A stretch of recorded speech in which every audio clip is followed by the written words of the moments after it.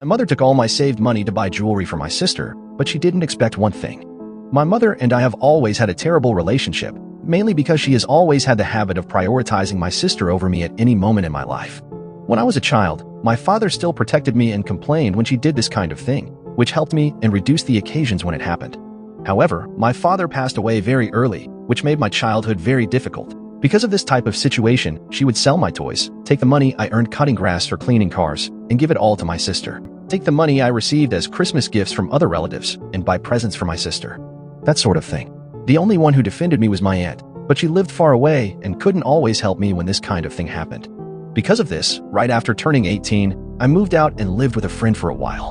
When I got a stable job, I rented a house and have been living in it ever since. Every month since I started living there, I saved money in my account to finally buy my own house and invest in other things. The problem started when my mother came to visit me. At some point, she asked for my phone to take pictures of the Christmas decoration in my apartment. Since she had forgotten hers and without thinking much, I just handed it over and went to the kitchen to prepare something to eat. After about 15 minutes, I noticed she was taking too long to take the photos, and when I went to see what she was doing, she just made some strange movements on the screen, as if she were deleting something. After that, she just made up an excuse and left. A few hours later, my bank called me and asked if I needed help transferring to another bank or something, as they noticed I had transferred all my savings to another account. I said I hadn't done that, and after a conversation, that's when I found out. When I gave my phone to my mother, she logged into my banking app and transferred all my savings to her account.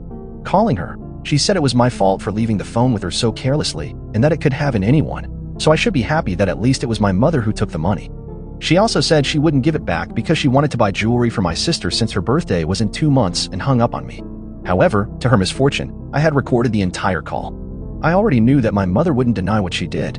Now with my lawyer, I will sue her and my sister, who also knows what my mother did, and according to his predictions, I will win even more than I was initially stolen. When she found out that I was going to sue her, she and my sister came to my house to laugh at me, saying they hoped I had good luck because they knew that without evidence no one would believe me and that they would still sue me back for trying to tarnish their image. Of course, I was recording all of this secretly too. They don't know about any of these recordings, and the court is tomorrow, and I know they will want to create drama for the judge and paint me as a bad son, as they don't know that I have them admitting it on tape. I will record their reaction when I show everything and will update here. Final. The day of the trial arrived, and my mother came with my sister, confident that she would win the case and harm me. She got herself a lawyer, and the trial began.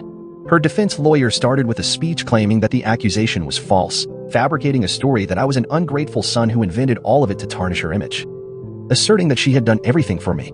Then it was my turn to speak. I could see the smiles on their faces. I never imagined I would have to do this with my own mother. I showed the video to the judge containing all the evidence against them, and their smiles quickly turned into a mix of anger and shock. She soon became desperate, claiming it was a setup, but the evidence was concrete, making it impossible to reverse. No matter how skilled her lawyer was, my spoiled sister, as always, started making a scene, calling me spoiled. The trial ended, and to avoid imprisonment, she had to return the money and pay a bail that was twice the amount she had stolen. She tried to escape the courtroom, but the security guards didn't let her. I won the case and gained more than I had lost. I invested that money, and now I live well. I received a protective order, and now they cannot approach me too closely. Otherwise, I can call the police and both of them will be arrested. To this day, I still receive threats through messages, but I ignore them.